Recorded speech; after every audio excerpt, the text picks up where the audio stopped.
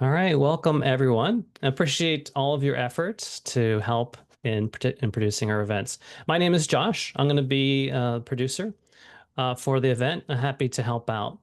We are starting I haven't unfortunately had the opportunity to get our text thread in, but we're going to be trying to get your contact information, the number that you receive text messages. And it's a good out of band communication tool if we need to send a message to you, or if you're having trouble with entering or anything, having some communications for your different sessions. Most of you, I believe, will be in a presenting role. So we'll talk about just some of the best practices as far as presenting on Zoom and other participants. And we'll answer some of the specific questions about joining in this particular webinar.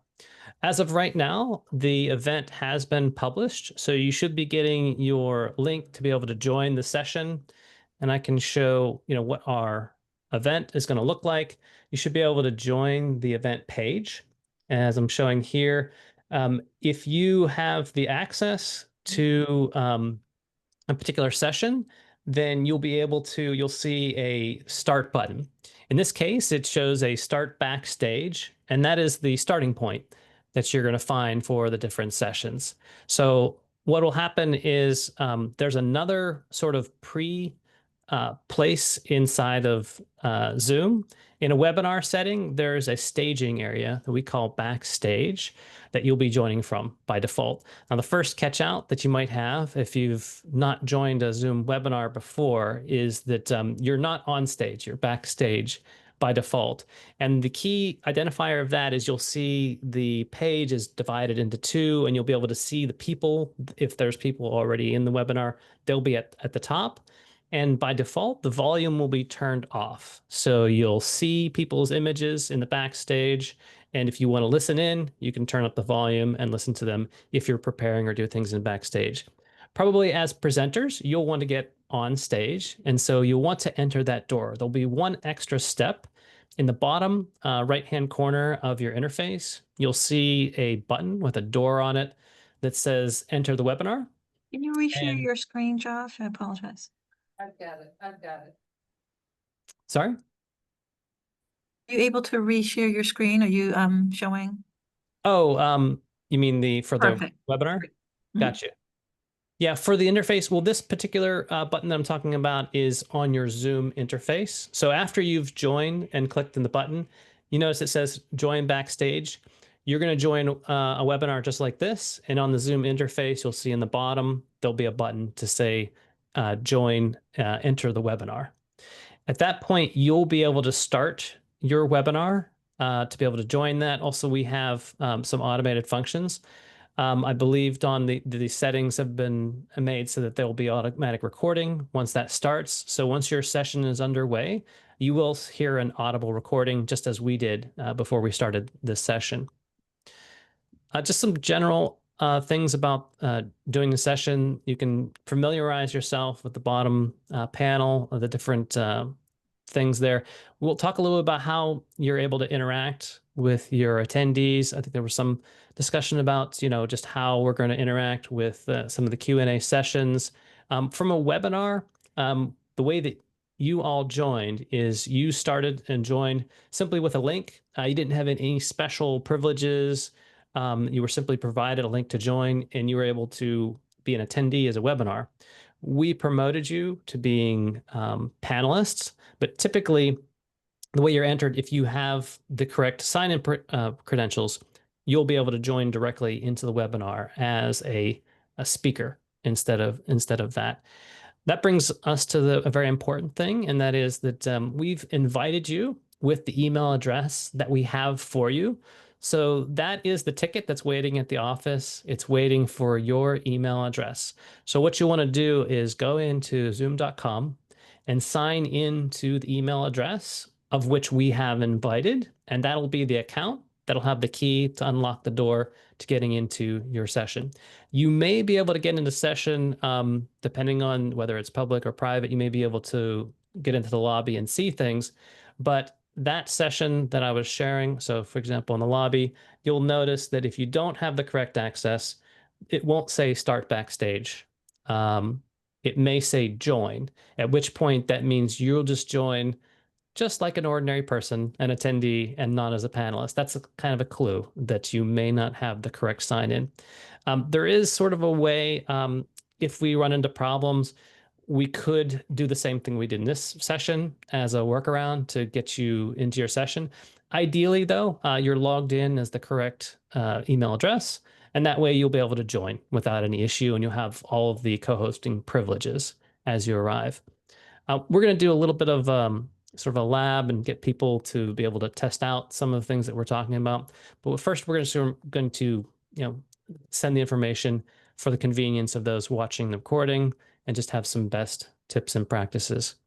As far as your presentation, it's best if you can arrange for the camera to be at eye level, not looking down on you or not very low looking up on you. This can be unflattering. And feel free to overrule me on this one on Teresa, but virtual backgrounds, I think we'll all look back on in about 5 years and just say, what were we doing? There's a very blurry background that Zoom offers to you, and this is great if you've not taken the chance to clean up your environment or your back room. It's a privacy cover. It's not a fancy camera with blurry backgrounds, like they use in movies. It basically is a privacy filter to make sure that you don't expose things that you don't want. We recommend that you just take some attention, clean up your environment, and turn on your camera and let us see the environment that you're in. Have a framing that has your head and shoulders placed in it. And if you can, have some lighting that's shining from the front of your face. Ideally, your face is the brightest thing in the scene. So if you have any bright windows or things that could distract or could blow out your camera as far as exposure, that's generally what we recommend. Typically, as far as audio, if you have a dedicated microphone, as I do, congratulations, bonus points for you. I don't think we've made any special preparations to accommodate people in this particular session. But if you do, and if you require any help or any assistance in that, I'm happy to work with you to make sure that your equipment is set up. Basically, physics is key. Having a microphone that is close to your mouth, there's no magic or technology that can compensate for that. That's how physics works. Having nice lighting for your camera and being close to your microphone or source is helpful. Again, as far as retaining the framing, sometimes a laptop on a stand, if you can get it up to about eye level, that's a very flattering position. And we'll want to have something that's a non-distracting background. Typically either a solid background, sometimes if the framing can be like partially between rooms, it can be a little bit distracting, and just a nice tidy background is general best practices as far as things that'll look good on camera.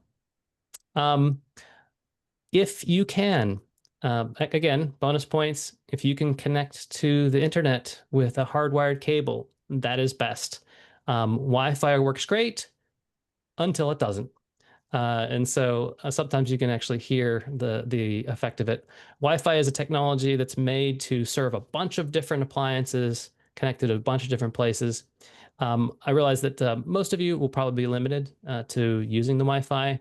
The best use case in that scenario is to try and get yourself as close to the access point, your router, as possible, and to turn off any other competing devices that may compete for your bandwidth, that may drop you out or affect your audio quality, or if you're trying to share especially, that you'll be able to use some of those. So just some general best tips and practices for general conferencing in general. We do have in this session the Q&A enabled. This will be a way of interacting with your audience. We also have, I think a lot here may be some of the staff or the volunteers that'll come along and help and aid to be able to help with your Q&A section and be able to sort of manage that to be able to do. We can do some of the practice and rehearsal for some of those to be able to see. The nice thing about the Q&A session is that it's a particular section that is dedicated just for Q&A. And I believe, Teresa, that the chat will be turned off. Is that correct for our settings? Yes, I think we landed on that. Okay. I think we just changed that though. we can change it back, but we were just thinking that if people wanted to just be commenting or chatting or saying something like, I can't hear you or see you, it may be better to have the chat enabled Oh, that's right. We than did just have the discuss that Q&A. this morning. We literally I just did it, wasn't so multitasking. I was listening to you. Uh, yeah, is that okay, Josh? That works in terms of Fantastic. Well, the okay, nice great. thing about that is so now we'll have a dedicated channel where people can chat, and I guess we'll talk with the facilitators about what setting. There's a setting that allows the people in chat to talk with each other, some of them just to talk in a public setting. So we'll work out just what that setting is going to be for that. But that has a dedicated channel then for the Q&A, and that's helpful for those that are help moderating. They can go into that, and there is, I mean, if there is anything that would best not be any off-topic issues or anything that's inappropriate, there is some level of moderation that is available. Also, some of the settings as far as whether we want to make that completely transparent of all the questions that come in, or just show them as they're answered. We can go into some of those sessions with some of the staff providers. So I think, and that's, I guess, a question I have with the organizers too. I think we have the personnel to be able to have a moderator with each of the sessions of our four tracks. And so you should have someone there that can manage that track. And it's just the interface that you'll have between your moderator. So one of the ways, and I guess we can kind of figure out how we want to handle that. One of the ways it's often handled is that there's a dedicated moderator to be able to manage the chat, and they can alert the presenter that there is questions and even read them aloud for the presenter to manage. This way, as the presenter, you just have to manage your own presentation and focus on yourself and how you're communicating to the audience, and allow the moderator to take care of that. So I think if that's the way we want to go about it, then we can just use the chat. There's also a function that you can direct chat with individuals in there. So having the two co-hosted, the moderator and the presenter, they're able to communicate down there in the chat. So that's helpful as well. And we can work out some of that with some of our um, hands-on practice just to get an idea for that. There's a Q&A here. Actually, here we can do. Go ahead and put a question in the Q&A, find the Q&A box. First, you have to locate the Q&A box. So in your interface, you may have to tap the screen to be able to show the interface. And in the bottom, there'll be a box for the Q&A. So go ahead and throw those in. That'll be helpful for our lab to be able to manage the questions. And we can populate those as well. Let's see. Currently, there's a few different settings. So the settings that are available is that attendees can submit questions. That's currently turned on. And there's also a section we can decide whether we want to enable or not, allow anonymous questions. So you can force people to submit with their name, or you can allow the anonymous ones. We can decide what settings we want to use for that. There's also, as far as visibility, allow attendees to view answered questions only.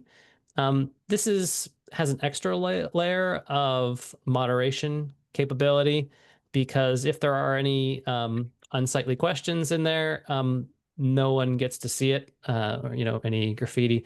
It kind of just depends on the trust level of the event as to whether you want full transparency or whether you want full security for the event. So we can decide, what settings those are. Hey Josh, just a quick question. We are currently unable to submit a question. Is that because we are all panelists and not attendees, or?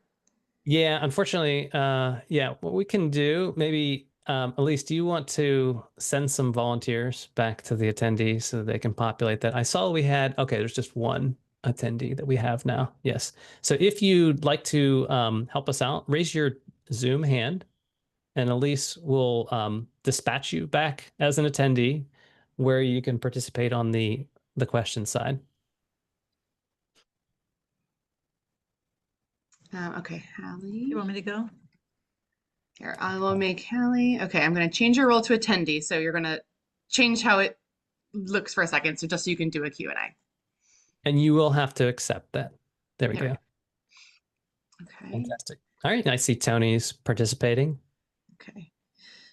So what you will see here is the moderator side of the Q&A. And that is also a limitation.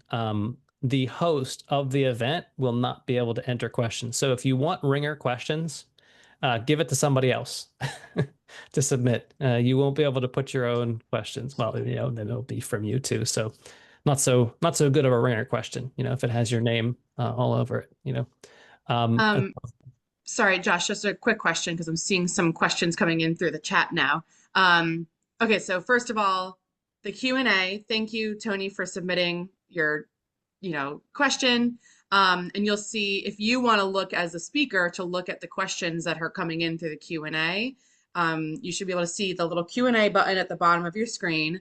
And then open. So this one means that nobody has answered this question about what Hallie should have for lunch. That means that somebody needs to answer it. If you click over on answered, that means that these are the questions that have already been answered. You don't need to address these further. Dismissed is if somebody asks some totally off topic question and we just don't want it to be cluttering up. You can just dismiss a question. So does that all make sense? And sometimes sometimes people will put in like a technical question and your Zoom host may just answer it typed out. But if it's a question actually pertaining to the subject of your talk, you can answer it live. Does that all make sense? Great. And then I'm also seeing in the chat some folks saying that they're looking at in Zoom events, they're looking at the schedule and they're not seeing the option to join the Backstage for their session. Is that something that will change? So that's once it maybe because you're not categorized as a host of that event, which means that your Zoom host, who I will be connecting you to very shortly, will start the Backstage. And then once that happens, you should see the button that says join the Backstage, if that makes sense. It's definitely a possibility. There's another possibility as well, and that is that you may use an email for communication, and you may use a different email for joining Zoom. And so if those are two different emails, Zoom won't be able to identify you as the person that can start the Backstage. So one of the things that probably good to send out in a written form as far as procedure, go on your browser to zoom.com and then sign in. If you're already signed in, if you click on the avatar of your name, you'll see what email address is associated with it. If it's not the email address that you've given to us and that we've invited, what you want to do is log out of that account and then log back in to the account that you were invited. Now, it may be that previous to this event, you've not used Zoom on that account before. You can simply sign up with the username and password right on the spot. And then once you do that, you'll then have the credentials to be able to turn the lights on in your meeting. And I see we have a hand raised. Yeah, I don't know if, yeah, go ahead.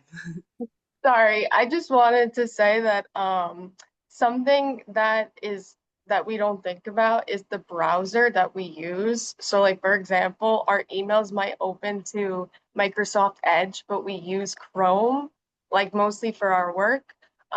If you click the link and it opens to Edge, it probably won't sign you in.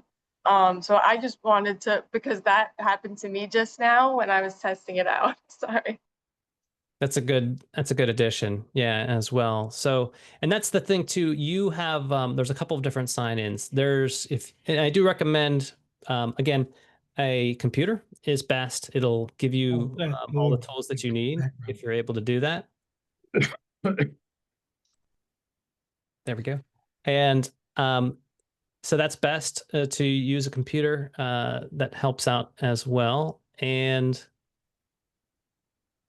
what was the other thing? Yeah. Yeah, I think I lost it. Yeah. You can also download the Zoom app so that it's opening in its own app and not a browser. I think that usually makes the experience a little bit smoother and easier. I'll include in my email to all of you the link to download that, depending on whether you have a PC or a Mac. So that should eliminate any kind of weird browser issues. But Excellent point.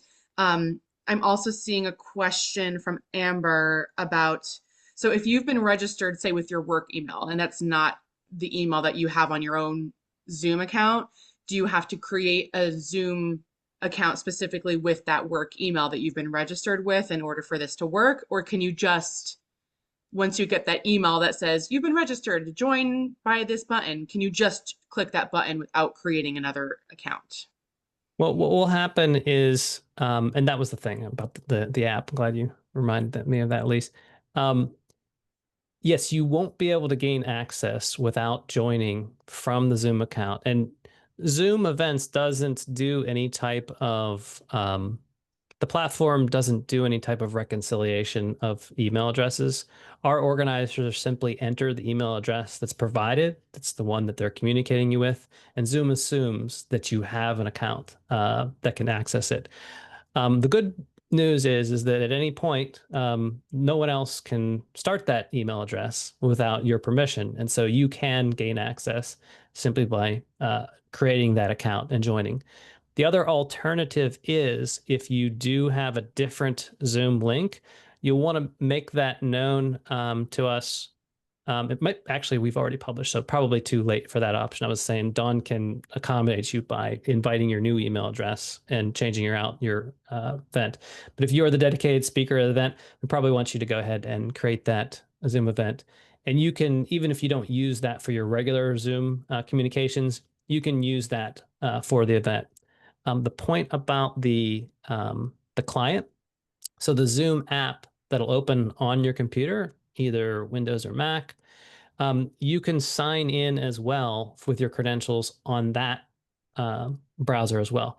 Now, this is a point that can catch you out as well.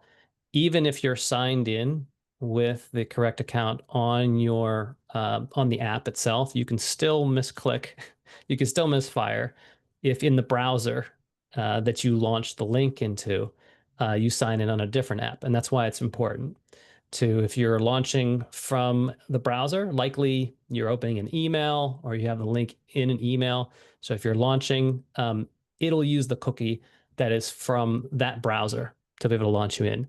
Alternatively, though, if you have logged in on the app itself, you should see it populated when you're invited to an event. It'll have a nice convenient link for you to join, and you can launch and join from that there. You know, it's kind of like a little calendar schedule where it gives that event. But to be safe, you know, signing in the browser will make sure that you, that's sometimes something that happens. People are signed in on their client and they even see the event and they go to click on a link for it, but they may be signed into a different account on the browser itself. So that's the important bit, to make sure that basically Zoom just knows that you are the person. It is a bit of an exclusive access, and there's some security around it to make sure that only you and nobody else can join. So there just has to be some verification of who you are, and we've invited that person to you. So just hammering that point home.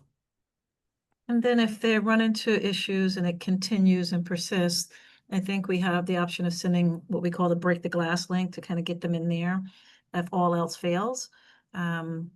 We try not to use it, but in the event you need it and time is running out, we certainly can do that.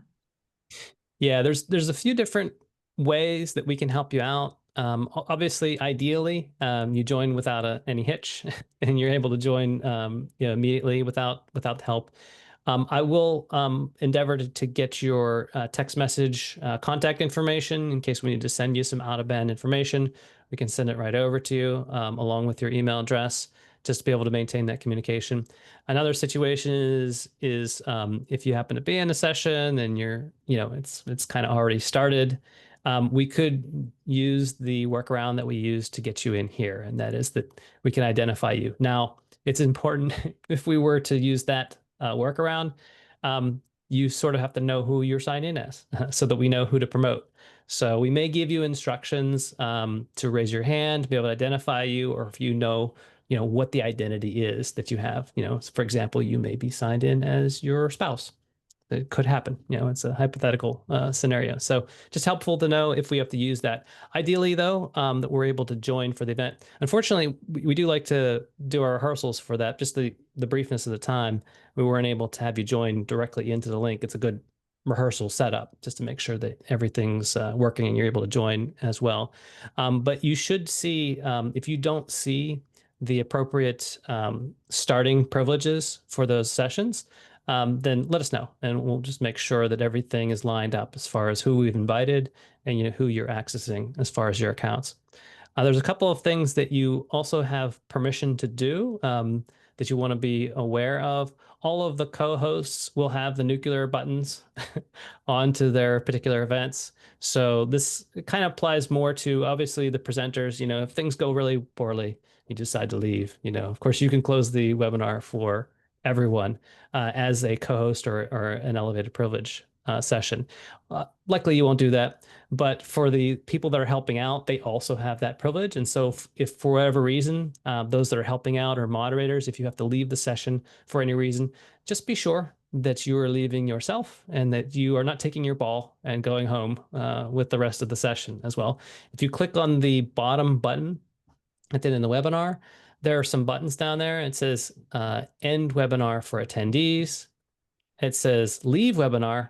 That's the one you want. And it has the red indicated end webinar for all. That's the taking your ball and everyone has to go home at that point. So just a note, if you do have to ingress or egress the meeting, just be sure that you're just managing yourself as far as that exit, because you do have elevated privileges to be able to manage things.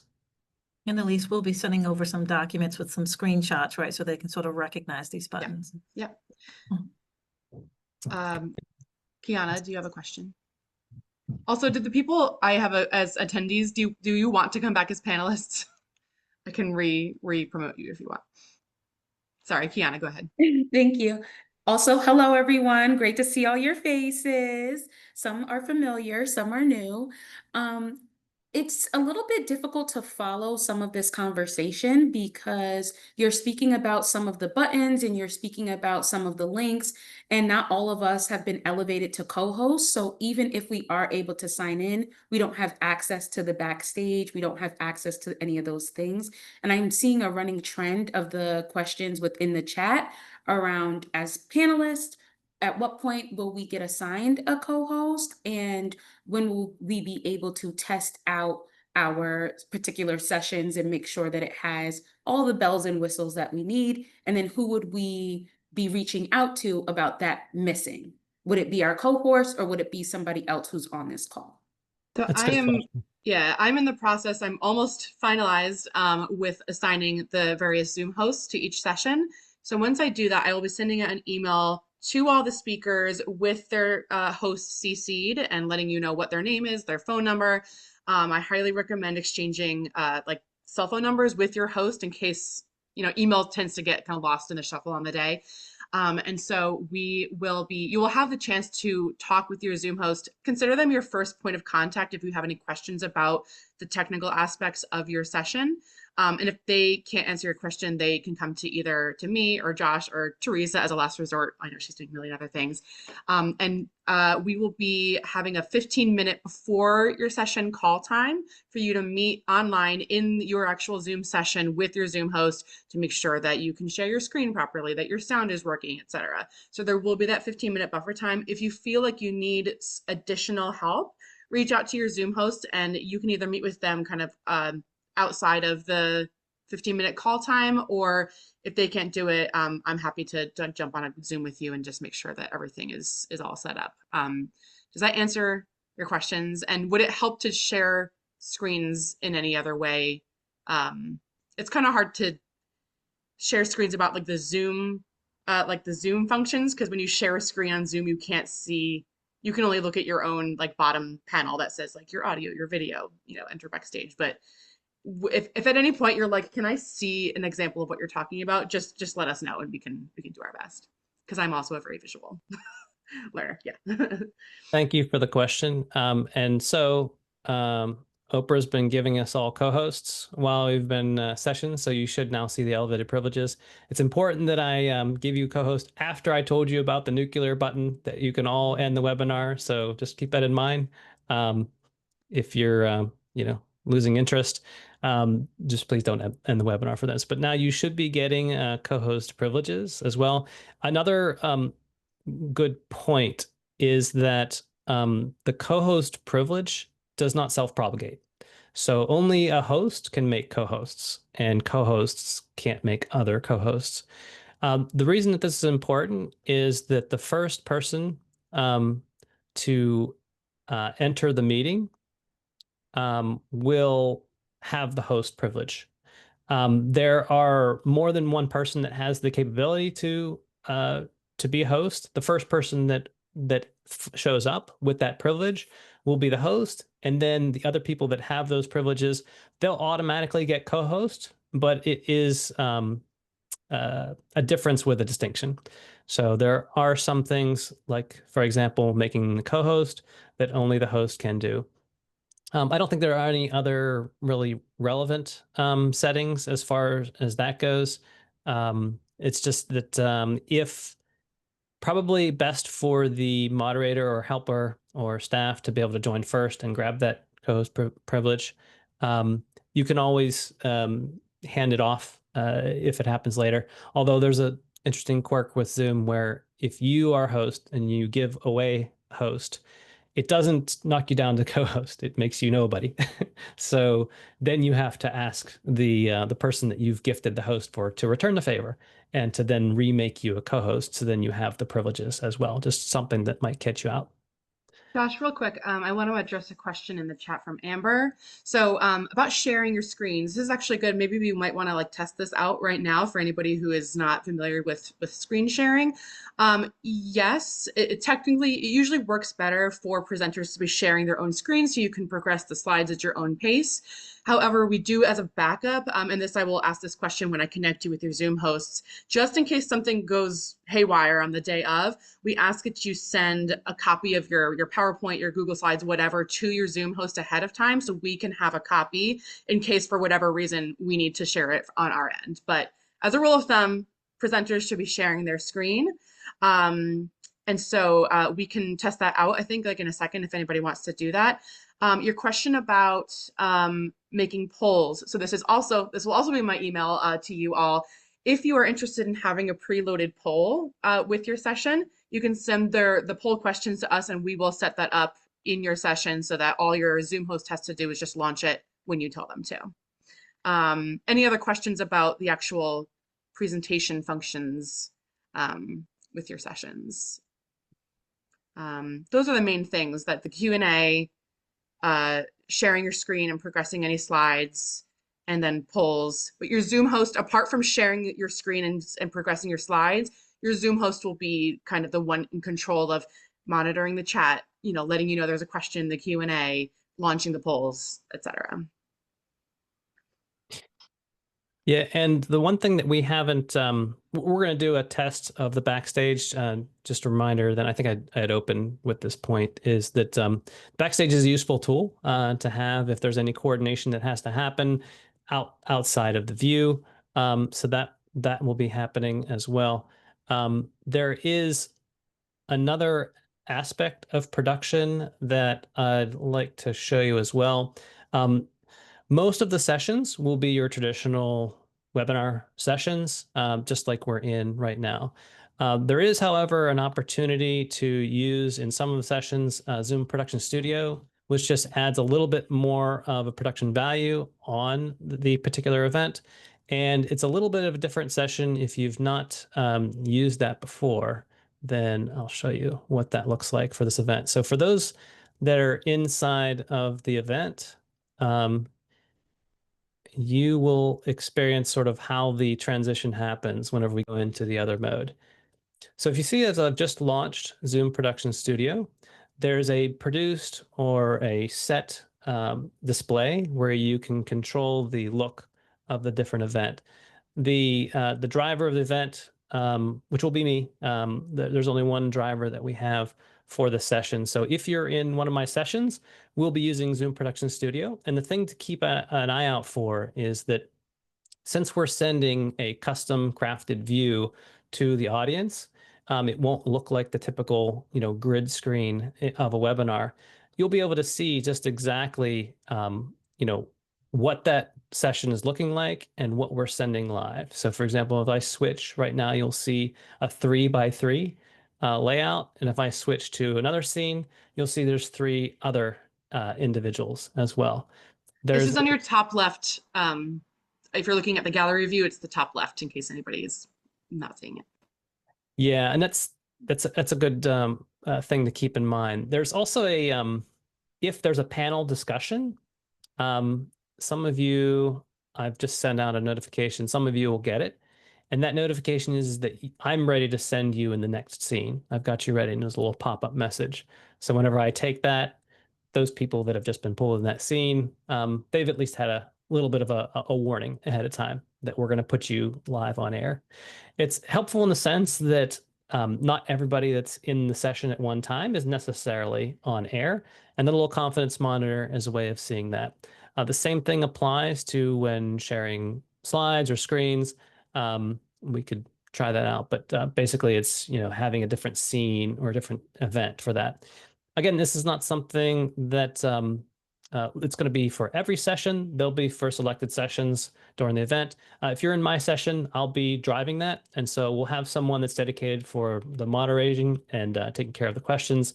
I'll be just taking care of the visual aspects of it. And you can simply present as you do, as you would normally. Fantastic. Thank. So Kiana, this is a good question. I think what you're asking is, it depends on whether you're in a webinar format session or a meeting format session.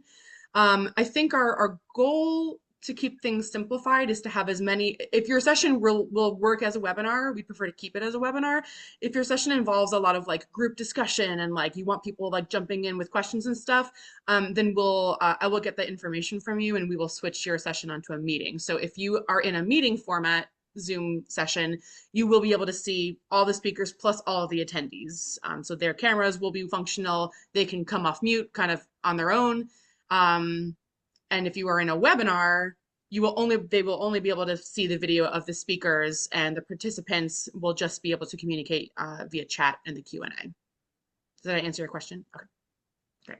So for the benefit of those on the recording, please reach out to us and let us know if the verbal interaction is critical to the progression of your particular track. Let us know, and we'll try to accommodate and make that adjustment. I'll be explicitly asking that in my email to you, so you don't need to reach out to me separately. That'll be a question that I send. Fantastic.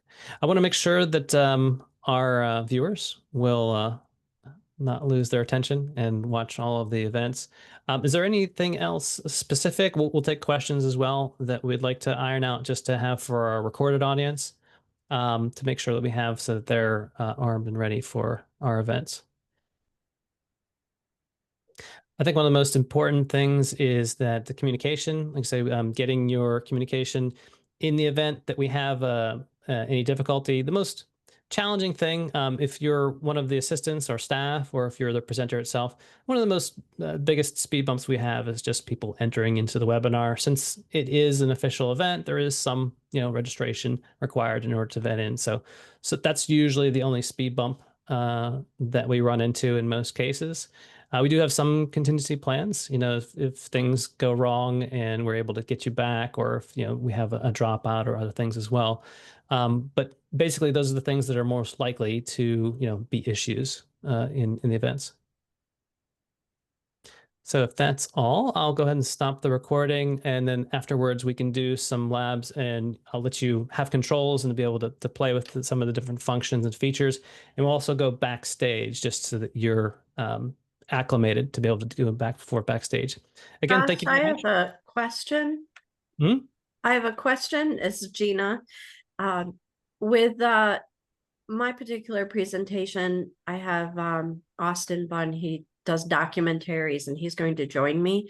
He has a piece that he's going to show. I don't have access to that. The documentary is not done yet. So is there anything we need to know? Like, can he share screen and share his piece of his video that he has prepared? Or so I think I am going to be your Zoom host for your session with the documentary. Okay. So Yeah, he can. I will walk him through. There's a couple of extra steps in order to share a video with sound from his Okay. screen, but he is able to do that. If it's easier and it's like accessible via a link or something, or even a file that you can email me, I can also share it from my screen and not have you have to worry about the technical side of things. So whatever is easiest and whatever's going to be ready in time, we can work around it. But we'll definitely want to Okay. test that out in that 15-minute pre-session meeting. Okay. Yeah, I know he couldn't make it today. He was going to try to watch the video, but he said he's very familiar with Zoom events and doing that. So, Okay, great. And then Bobby, yes. So if you have, if you have anybody's planning on sharing any kind of video and anything with sound, you can show it. I would just definitely mention that to your Zoom host, preferably before your 15-minute thing, so they know. But definitely that's something you'll want to run ahead of time before the session starts, just so everybody knows it's going to work. Yeah, and a good point that Elise brings up too. It's important to make the distinction if it's just visuals or if there is an audio component to it. There is uh, a, a technique in order to make sure that the audio plays.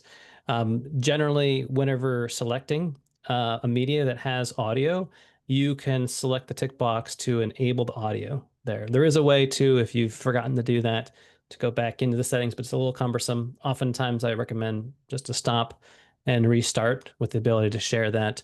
There's also an advanced sharing mode that you can use if you have a location, if it's a media file that's being played, you can use an advanced function and then just point it to the location of your drive, and that has a nice interface in order to play out a video if there's videos. But standard PowerPoints, or if you have some audio in those PowerPoints, that is something we'll want to make a distinction. Also, as far as redundancy, having more than one person with access to the slides is helpful for whatever reason. If you have a poor connection or need someone else to be able to share the slides, or sometimes it's just easier to focus on your presentation and have someone else to be able to share the slides, we can accommodate that as well.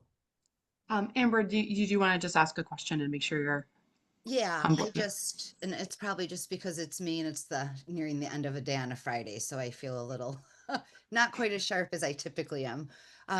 If I'm understanding from the very narrow perspective of just me showing up to give my presentation, I am going to make sure that I log in with the email that you all have me registered under as presenter. So I went ahead and made an account with that email. I can now access through the join link. I should be able to use either join link, whether I'm there as an attendee or a presenter. I should be able to move into presenter mode regardless of which join button I use. I guess where I'm a little unclear, and apologies because I'm sure you've touched on this, when we're actually in the event and it's time for my session on Thursday at 1 p.m., I'm going to click on it. It identifies that I am a speaker, but I'm not responsible on the back end. I'm not starting that for everybody I'm just kind of showing up almost as an attendee with some kind of secret presenter powers that no one else will see except me and the person that is joining me. Correct?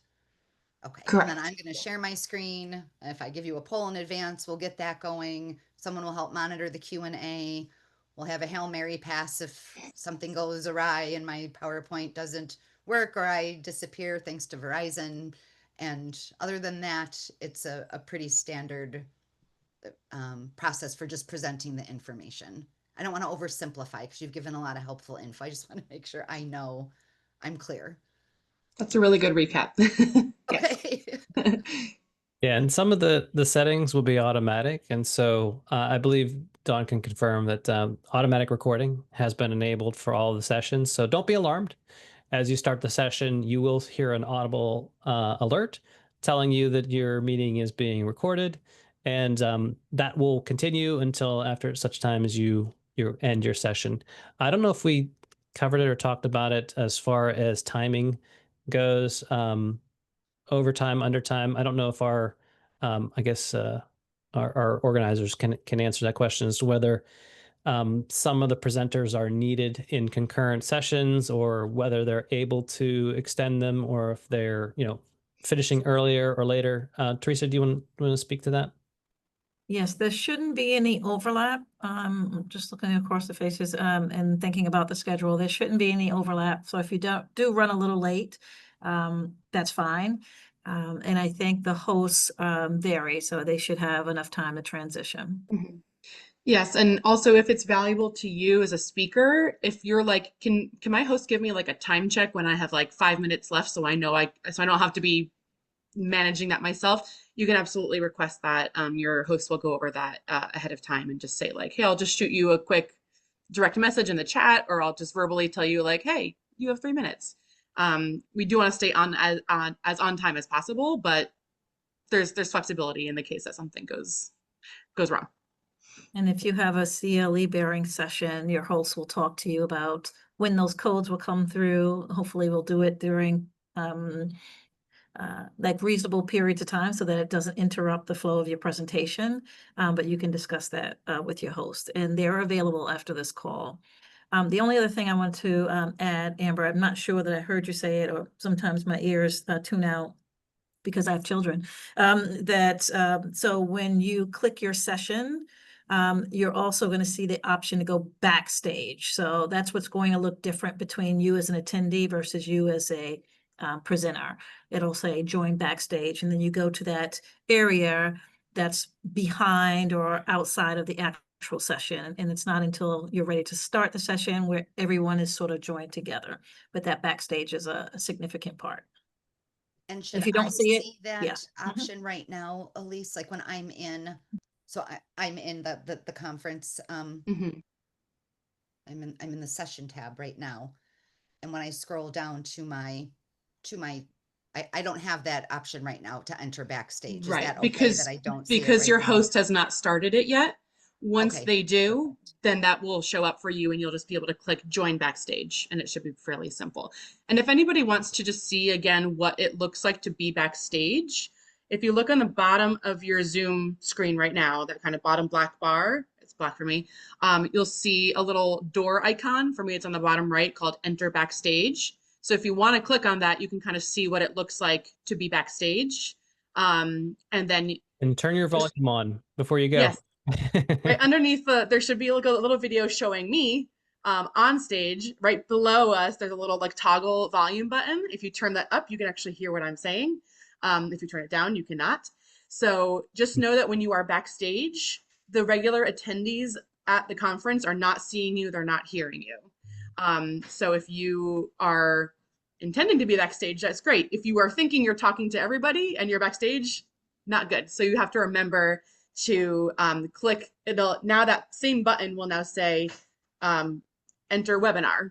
So if you want to try that, you can see the transition back from backstage into the main. You'll notice too that the chats can also be directed to a particular area. You can pick out a person directly to be able to DM, direct message them, or you can send a text message. It's important to note the backstage is sort of an inside thing just to talk to your support crew if you have something working on backstage. Typically, this all finishes up by the time we're presenting. But if you hit everyone, that is the official, you're typing into the public chat at that point. All right, fantastic. If there's not yes, so anything Amber, yes. So if you didn't have audio backstage, you could see right underneath the video of like us on the main stage, there's a little toggle button that you could toggle the volume up and then you could hear, but it defaults to no volume. So if in case, just know that. We'll be here if you want to go back and give it another try to be able to. I'm going to. Yeah, I know it's past 2, so if you have to hop off, understood, but I can hang out for like another few minutes, and if anybody wants to test any other features, that is fine. We can probably stop the recording. Yep. So I'm going to stop the recording now. Thank you everyone for your participation, and we'll be reaching out for all of the communications that we had indicated.